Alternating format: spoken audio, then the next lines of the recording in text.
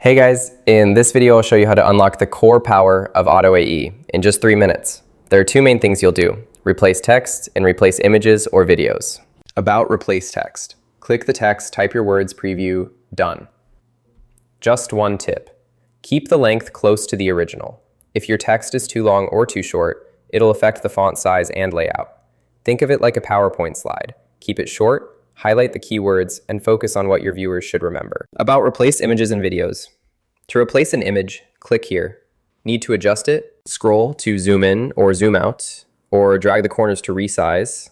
Some templates use masks, so your image might appear cropped, like square becomes rounded. If the mask doesn't work well for your image, just click this button to send us feedback. We're listening.